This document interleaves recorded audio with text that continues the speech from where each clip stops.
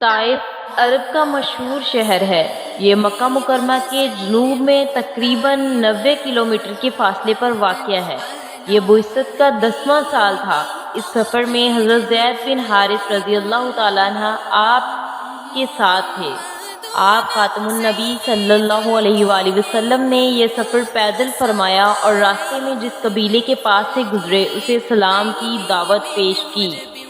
جب آپ صلی اللہ علیہ وآلہ وسلم طائف پہنچے تو سب سے پہلے آپ صلی اللہ علیہ وآلہ وسلم نے طائف کے 3 سرداروں کے پاس تشریف لے کر گئے۔ یہ تینوں سگے بھائی تھے۔ آپ خاتم النبیین صلی اللہ علیہ وآلہ وسلم نے انہیں اسلام قبول کرنے کی دعوت دی، مگر انہوں نے اسلام قبول کرنے سے انکار کر دیا۔ اس کے بعد آپ صلی اللہ علیہ وآلہ وسلم نے شہر کے عام لوگوں کو اسلام کی دعوت پیش کی، مگر کوئی شخص آپ صلی اللہ علیہ وآلہ وسلم کی بات سننے کے لیے تیار نہیں تھا۔ اس کے باوجود آپ صلی اللہ علیہ وآلہ وسلم نے دعوت اسلام کا سلسلہ جاری رکھا۔ واپسی پر شہر کے شریر اور آوارہ لڑکوں نے آپ صلی اللہ علیہ وآلہ وسلم کو پتھر مار مار کر زخمی کر دیا۔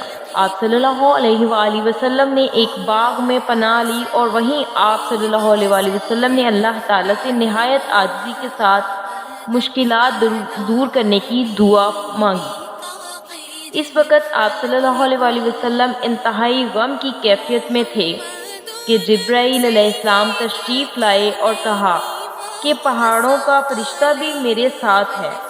اگر آپ صلی اللہ علیہ وآلہ وسلم حکم دیں تو اس شہر کو دونوں پہاڑوں کے درمیان پیس کر رکھ دیا جائے۔ آپ صلی اللہ علیہ وآلہ وسلم نے فرمایا، مجھے امید ہے کہ اللہ تعالیٰ ان کی آنے والی نسلوں سے ایسے لوگ پیدا کرے گا جو صرف ایک اللہ کی بندگی کریں گے۔ آپ صلی اللہ علیہ وآلہ وسلم کا یہ فرمان آپ خاتم النبی صلی اللہ علیہ وآلہ وسلم کے اعلیٰ کردار اور عفو و درگزر کی دلیل ہے۔ طائف والوں کی بدسلوکی پر بھی آپ صلی اللہ علیہ وآلہ وسلم نے ان کے لیے ہلاکت کی دعا نہ کی، بلکہ فرمایا کہ امید ہے کہ ان کی اولاد ضرور اللہ تعالیٰ کا دین قبول کرے گی۔